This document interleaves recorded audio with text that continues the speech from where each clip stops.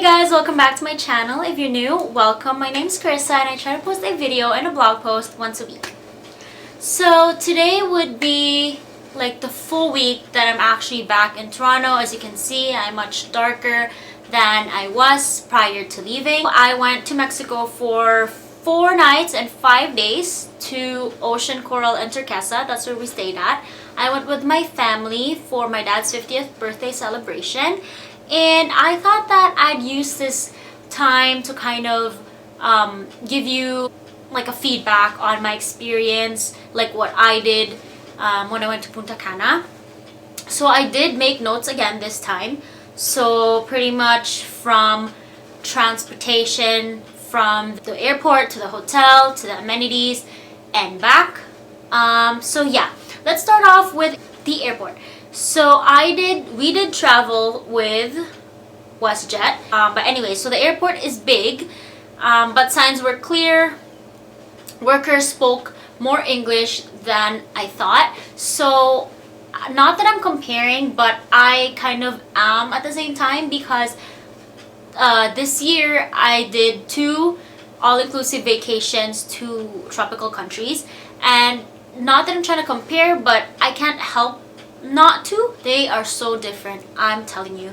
So like I said, the airport is big, but it was so clear. Everything was clear. They spoke so much English than I thought. So we had to go through immigration, of course. After that, though it was big, they had people that would actually direct you where to go. So it made it so much easier for us.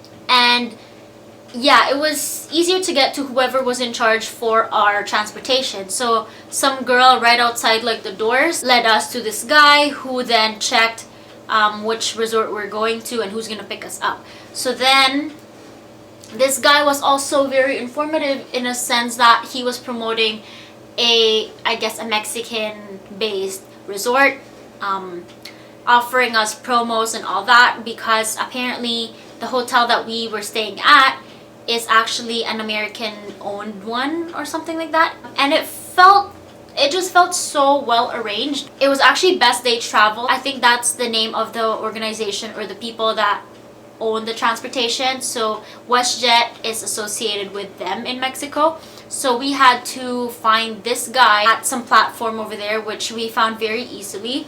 And this guy ticked off our names on the list and all that, and we just had to wait for like the other passengers that we're gonna go with, I guess, to the same direction.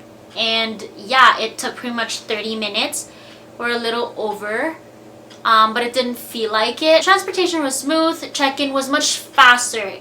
I kid you not, I was expecting this to be, I guess, to take longer, because we got there, the desk, there was only one guy, 1 or 2, but compared to, again, the Punta Cana one, there were like 3 or 4. It took forever compared to this one. So we were then entertained and directed where we were supposed to stay for the duration of our vacation. It was actually so much closer to the desk, so we were a lot closer to everything else pretty much, because usually the desk is convenient from like different parts of the resort. So we pretty much had to go around just right behind it, go down 1 flight of stairs, and we were there. So it was that fast. The bellboy that was supposed to take our luggages did follow with the luggages, so he had to tell us how to get there first, which was very easy. He spoke good English, so it was easy to follow. The amenities, so though they don't offer much compared to the one I stayed at in Punta Cana. So mind you, in Punta Cana, the Barcelo Bovar resort we stayed at had its own casino, bowling, pretty much a lot of things to do. The resort itself was kind of like a mini shopping center. We had a lot to do. Over at this resort in Mexico, it was pretty much just swimming, some activities at the pool, and I guess the nightly kind of entertainment type of thing where they would have like karaoke or some sort of play, the foam party at the pool. And then the day before that, I think it was a tequila tasting, something like that. They always had something like that, some sort of activity, even if they didn't have like casinos, disco bars, and all that. I think that the resort's focus is more towards feeling tranquil. So tranquility, it's pretty much just relaxation away from the busyness of the city or whichever town you're from.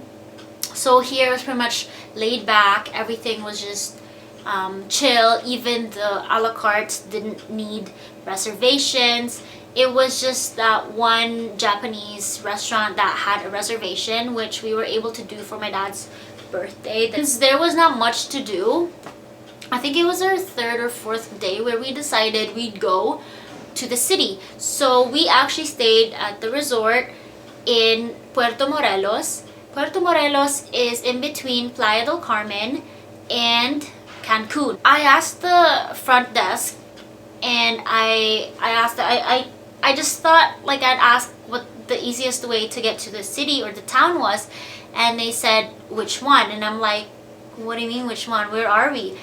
And this guy was like, we're actually between Cancun and Playa del Carmen. Now it's up to you where you want to go. I'm like, okay, what is there to see in Cancun and Playa del Carmen? So pretty much Playa del Carmen was the one we ended up going to because of Fifth Avenue. So Fifth Avenue, if you guys don't know already, which I actually found out about through my coworker who has been there, little shops that sell like what they specialize in, like clothes that Mayan people actually handmade, and obviously souvenirs and all that, shopping malls. So I heard it's better to go at night because there's so many things, activities or whatever going on at night. We had the early a la carte at 6, so we weren't able to leave for the nighttime. So we ended up going during the day, and we pretty much took the taxi that was also booked through the resort, so it's safe, right? And pretty much we had to pay $40 one way and $40 back, which we paid once we got back to the resort. And the guy or the driver was able to wait for like 3-4 hours, and yeah, he just came back at the same spot where he dropped us off, and that went really smooth. He's a nice guy. He gave us a little tour showing us where he's from too, and what to be careful of, mindful of. There were no, I guess pickpocketing was not an issue, but he did warn us about some guys that would be like, hey, I work at the resort you're staying at, I do this part-time, you want to do this activity. So it's like some sort of scam that they do there, I think. But yeah, we were mindful of that since the driver told us about it. So I pretty much sat down, went to the bar.